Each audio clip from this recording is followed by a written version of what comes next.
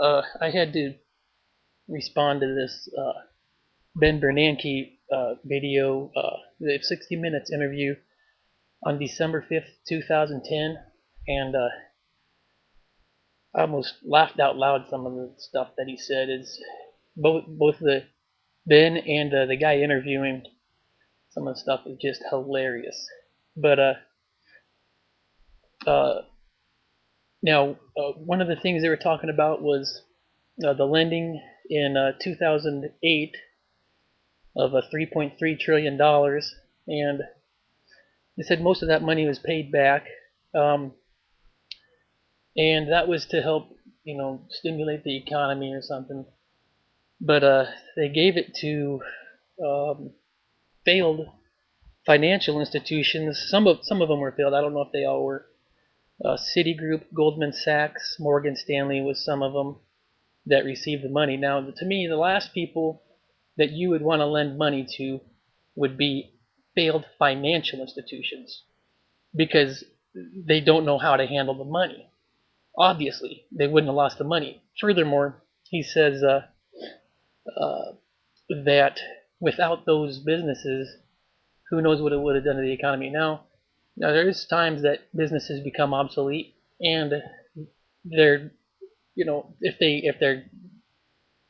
they get ruined, somebody else can come along and uh, build up their own, and we have a new leader. There's no reason that that couldn't have happened. But he did say that we wouldn't see the inflation take effect until later, and I think that that's probably about now because I just paid like $3.59 a gallon of gas, and the gas prices are going up every day. So we're seeing the inflation now.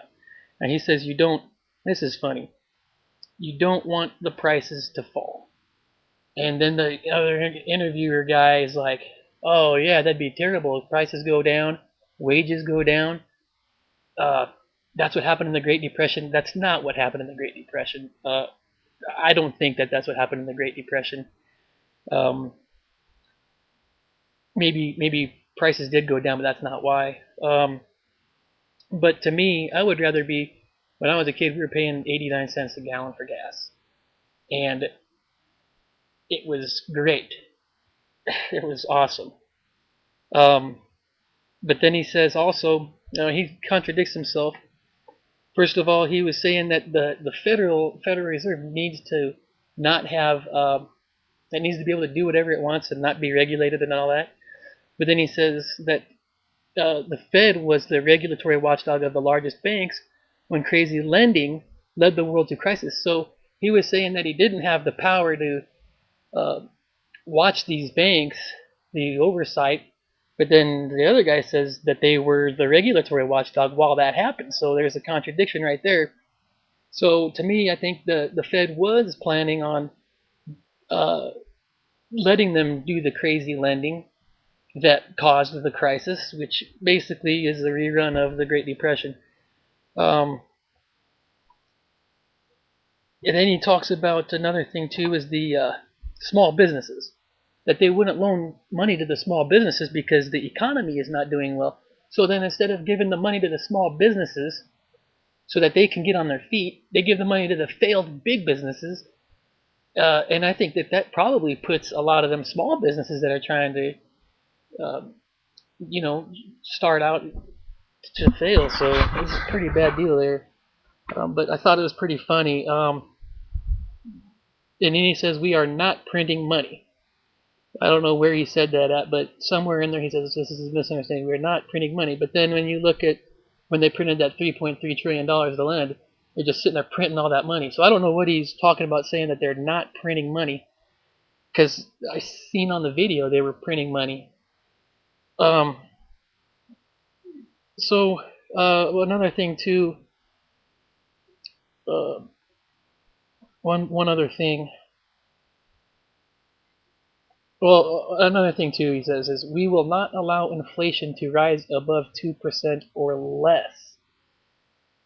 I can't make any sense out of that statement. We won't let it rise above 2% or less. I don't understand. Sounds to me like it won't do either one. Um, So,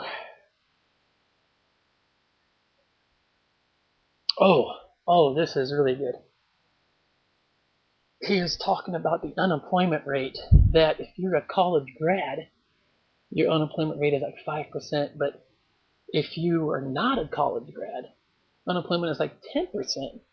Well, yeah, you're not getting paid as much money as a college grad. And you're the one getting screwed by the economy. They're paying these college grads to do absolutely, a lot of times, nothing and get paid 40 hours a week and get $50,000 a year. But if you're only a high school grad, you got to work your butt off, construction or whatever, to get maybe $30,000 a year. So why not be unemployed? Then Ben's like, well, I'm worried that they're going to be unskilled and all that. Tell me if Ben Bernanke can go out and pave a driveway,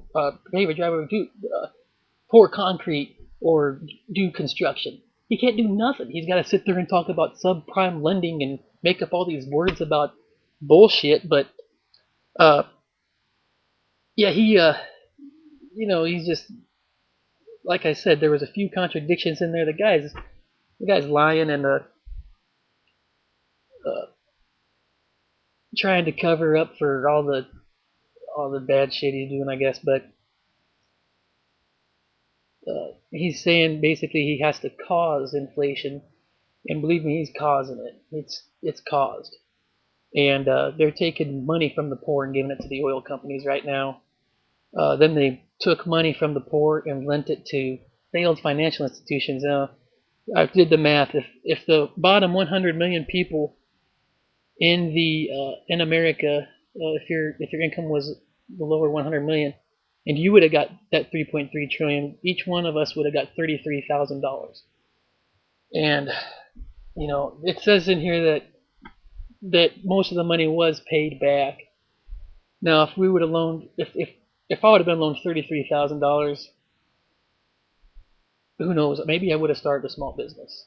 But they had to take money from the poor and then give it to the wealthy. So, um, yeah, I just I'm unemployed right now, and I don't know about it. I don't plan on finding employment. I don't want to work for these guys. I don't want them to take my money. It's ridiculous.